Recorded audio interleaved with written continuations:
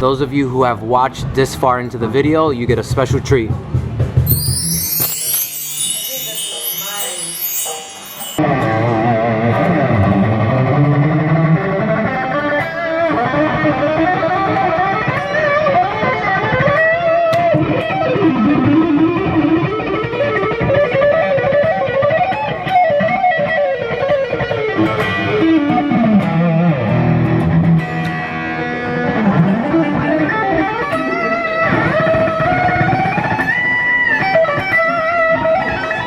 Oh my God.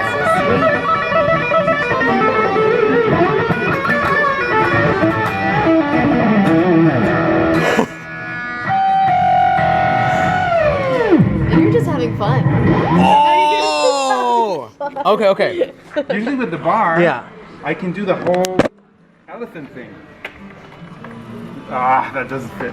What age did you start playing guitar? 15? At 15 years old, and how were you introduced to it? Well, MTV was just starting back then.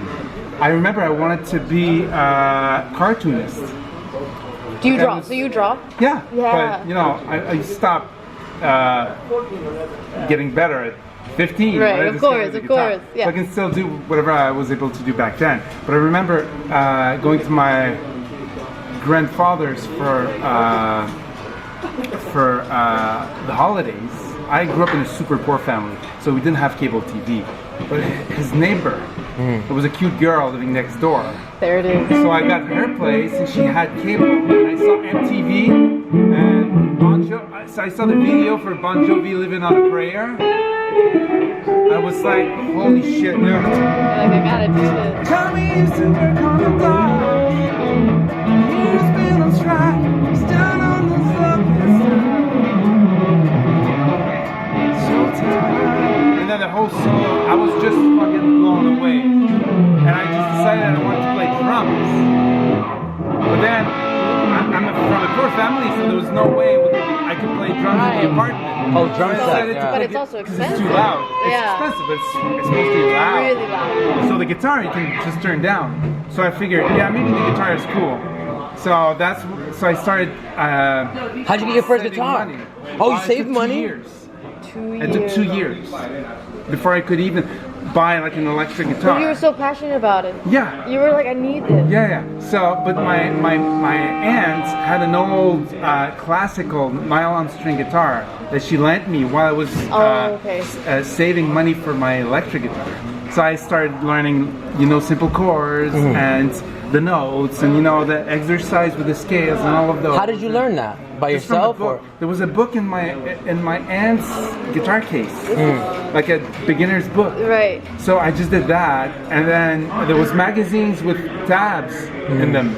When I discovered those were a thing, I started buying them and learning like Bon Jovi songs. And at the time, we're talking about maybe 1988, 89.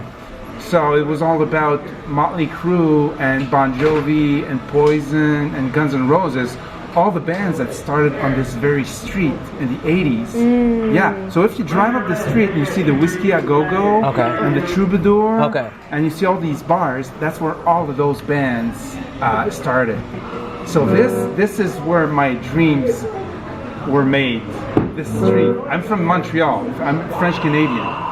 So this whole Hollywood thing, all these bands, they used to buy their guitars here in this very store. All those bands that started, like Van Halen. I didn't know any of this either. Van Halen, he invented all of this.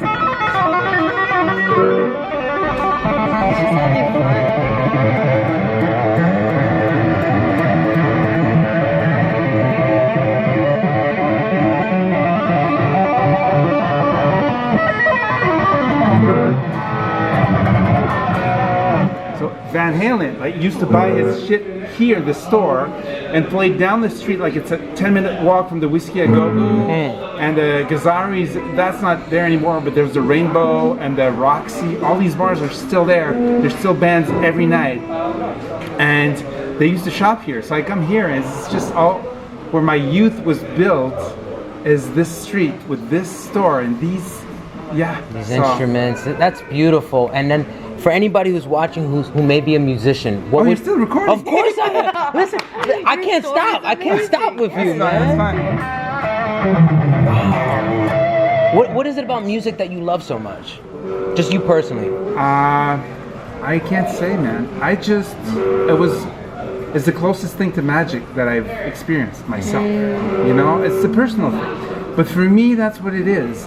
And at first, it was just, I guess, especially in the 80s, where the fireworks and the big hair and the big clothes and the The pink high, guitars. the shoes and everything. Exactly, all of that. It seemed, especially for me, that from a small town in Quebec, you know, it seemed like it might as well have come from another planet. It was just something that seemed so magical and fantastical. It was science fiction. It was like Star Wars with notes and emotions. For me, that's what it was. From my naive, like 14-year-old mind, that's what it was, you know. And then you just get you get enough money for a guitar, and you just start, you know, slowly learning all of the riffs and all of the chords, and then I got into music and writing songs and all of that. That's the good thing about the grunge era.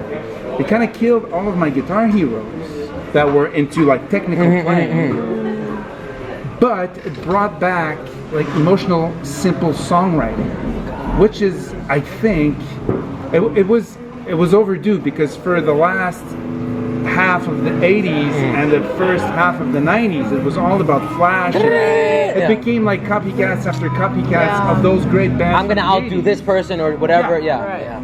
So the emotions of the songwriting took a back seat, and after a while it was too much. So we were due for an overhaul of the whole rock music scene, which happened with the whole Seattle era with Nirvana and Soundgarden and Pearl Jam and all those guys, you know. But and at first I was kind of pissed, because I grew up like practicing 10 hours a day in my bedroom so I could play all of these. So you can get up on stage and do all that. Yeah, but then all of a sudden I was able to do it, but it was not cool to do. It phased out. It's like, dude, what are you doing? Yeah. But you know, of course, then playing all these Nirvana songs, which was just super fucking easy. But writing songs is good. I don't think I've ever did, but it became the next goal. Now that I was able to play all these things, my technical chops. Way to look at that. Good outlook. Yeah. When you say you write music, what do you write, like lyrics to songs now? So what happened is my focus shifted from like Playing. being the fastest and the cleanest guitar player to just making music.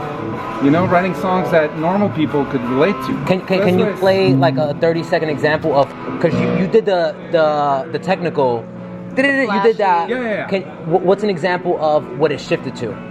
Well, anything is a good example from what came out since, because music came back to what it should be, which is communicating emotions. You know, so anything, you know, so from that point on, I started expanding my universe. I started listening to stuff that weren't that guitar intensive. So I started listening to old stuff like the Beach Boys and the Beatles with like unbelievable chord progressions and harmonies and singing and lyrics, and to more modern stuff from the 90s like Nirvana and Garbage and all these cool bands that were taking advantage of the new technologies, but writing songs that were simpler but more visceral. You know what I mean? So I became a music producer. Wow. And what does a music producer mean? What does that mean? So you write songs and you're in the studio with the artist. So you write songs with the artist, and you're in the studio, you know, playing the instruments and finding the parts, the drum parts, and all of that. Hiring strings and writing the string arrangement. Composing everything, trying to put it together. Yeah, and then recording, and then just working with the singer so they can give you their best performance, making them comfortable with the process and comfortable in the environment so they can just sing their hearts out. So that became my next goal. That's what I did for the following 20 years until I got divorced and retired. You're like, life changed. Let's go back to the beginning. Yeah. So now I'm just playing guitar for the fun of it. So I'm revisiting a little bit of my shredding. It's mostly a nostalgia thing because there's other than as a tool to build up dexterity, so you can play cleanly with intention. There's not much you can do with shredding because it's not used in most styles of music that we hear. There's a lot of metal that's there's still a place for all of that pyrotechnics. But for most people that listen to the radio and just popular music, there's not a lot of that. Right. But for me, it's just the physicality. Right. So music has so many different elements and different facets. Is that a word? Facets, yeah. Different facets. Right? Yeah. So the physicality of holding an instrument and the vibration, even just like playing a chord or even one string, like even if you don't know how to play the guitar, you just pick it up and you start playing on one string and you feel the vibration through your body. Like the whole thing is sculpted so that it blinds with you. So even just the physicality of it, and just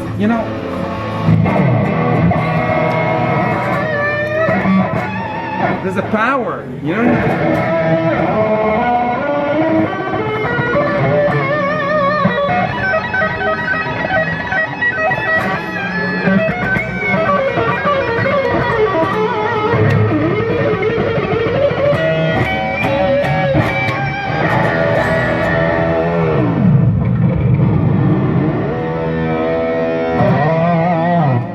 It doesn't have it has no point in terms of nobody's gonna like sing along to that. Right. But just the vibration that you create, the physicality of it, and the power that it kind of provides is amazing too. So there's a lot of different reasons why you want to pick up an instrument and play. It's not just about being on stage or writing something meaningful. Sometimes it's just you want to make noise.